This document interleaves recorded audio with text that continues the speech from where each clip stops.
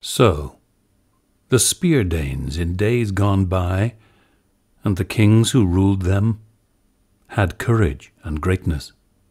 We have heard of those princes' heroic campaigns. There was Shield Sheafson, scourge of many tribes, a wrecker of mead benches, rampaging among foes. This terror of the hall troops had come far. A foundling to start with, he would flourish later on as his powers waxed, and his worth was proved.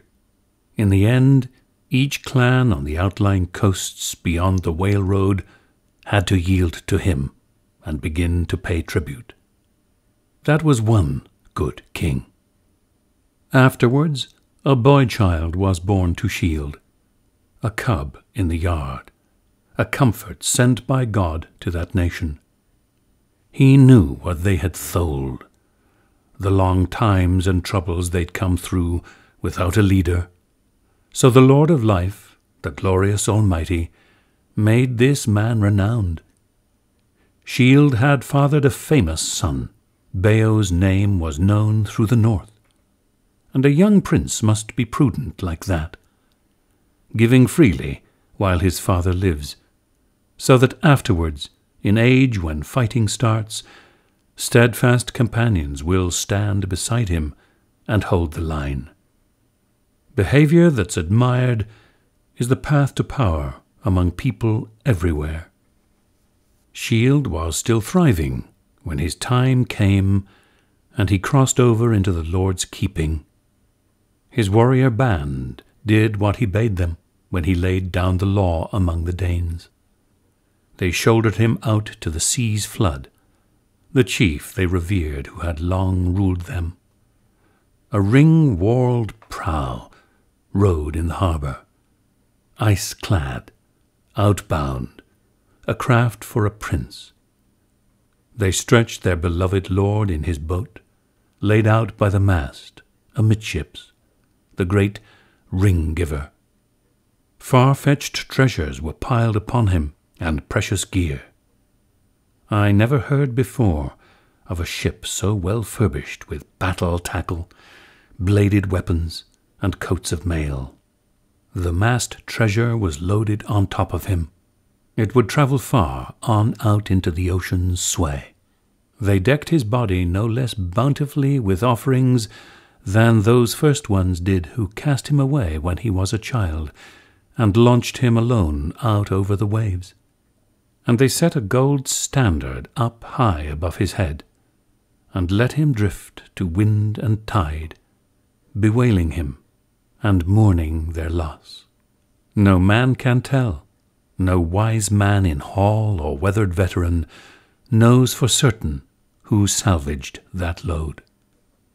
Then it fell to Beow to keep the forts. He was well regarded, and ruled the Danes for a long time after his father took leave of his life on earth. And then his heir, the great Half-Dane, held sway for as long as he lived, their elder and warlord.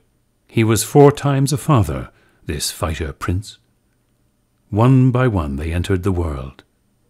Heorogar, Hrothgar, the good Halga, and a daughter, I have heard, who was Onela's queen, a balm in bed to the battle-scarred Swede.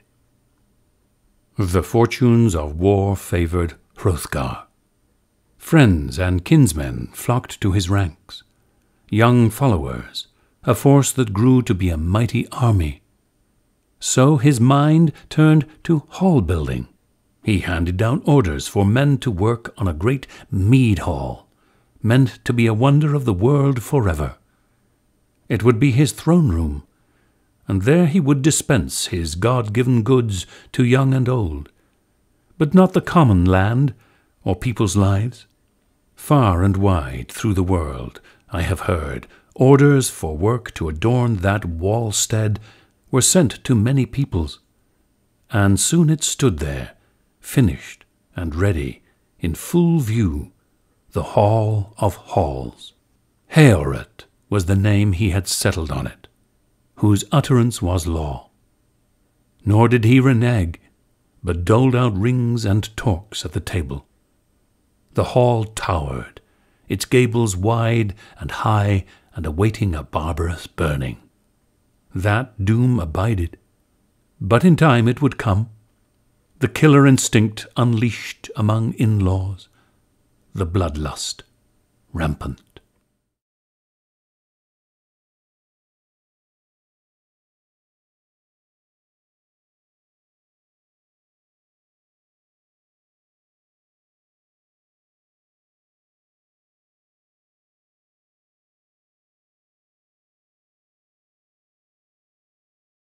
Dan's few light and quick beige zoo foxes were jumping long in the air over each thin little dog, but not with colossal room.